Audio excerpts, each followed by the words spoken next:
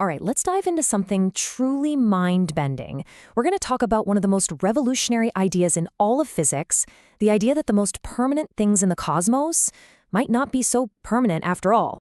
So just let this question sink in for a second. We've all been taught that black holes are, the ultimate cosmic prison, one-way trips. But what if that's not true?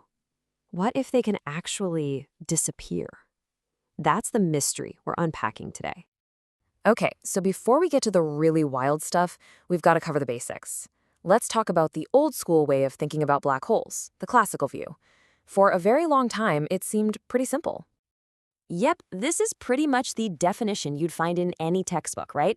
It's that spot in space where gravity just goes completely nuts. You cross that invisible line, the event horizon, and that's it. Game over. There's no coming back. Not even for light.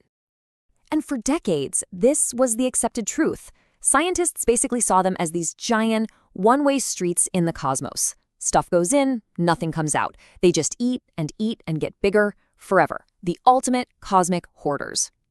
But then everything changed. In the 1970s, a physicist named Stephen Hawking came along and just flipped the entire idea on its head. And what he did was absolutely brilliant. He took two huge, separate fields of physics and smashed them together. Think of it like this. You've got general relativity, that's Einstein's playbook for the really big stuff, like planets and galaxies. And then you have quantum mechanics, which is the super weird rulebook for the tiny, tiny world of particles. They seemed like two totally different games.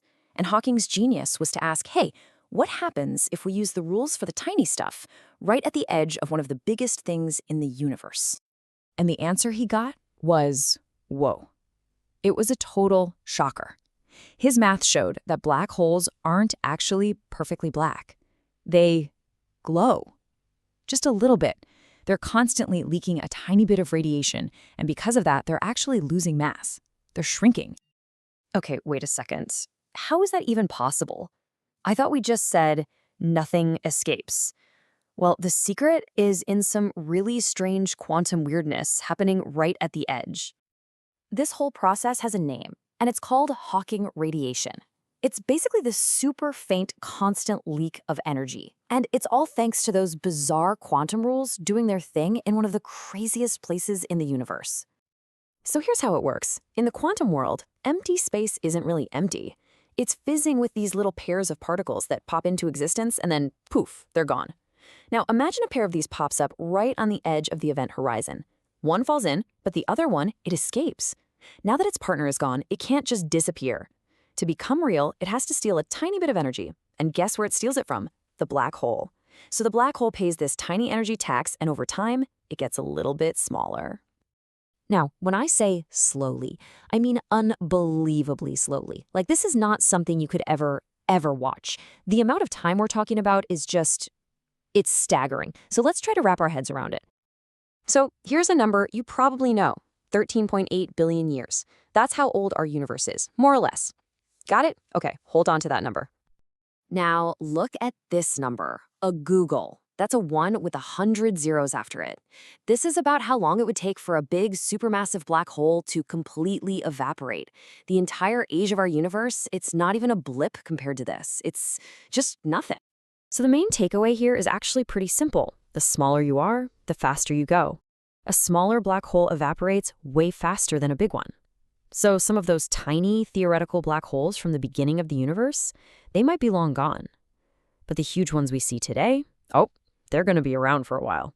They'll be one of the last things left in the universe, slowly fading away into nothing. Okay, this is all really cool mind-bending stuff, but so what?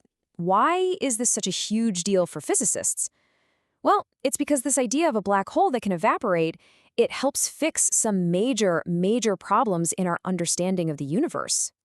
For starters, there's something called the information paradox. Basically, one of the fundamental rules of physics is that information can't be destroyed, but a black hole seemed to just delete it. It was a massive contradiction. Hawking radiation gives us a way out. It suggests that maybe, just maybe, that information can leak back out with the radiation. It completely changes our view of black holes from being these dead ends to being, well, just really long-lived parts of the cosmic story. But, and this is a really big but, we have to be clear about something. As amazing as this theory is, we haven't actually seen it happen. Not yet. The radiation is so ridiculously faint that our current instruments have no way of picking it up from all the other noise out there in space. So for now, it's one of the most brilliant theoretical ideas out there, just waiting for us to prove it. I think this quote really sums up the whole shift in thinking. It takes black holes from cosmic tombs to fleeting participants in the universe's ongoing evolution. What a powerful way to put it. They're not the end of the story, they're just part of it. So that's where we'll leave it, with this one last thought to chew on. For so long, we pointed to black holes as the one thing in the universe that was truly permanent. And if it turns out that even they eventually fade away, it really makes you wonder, doesn't it? Is there anything at all, that's truly forever?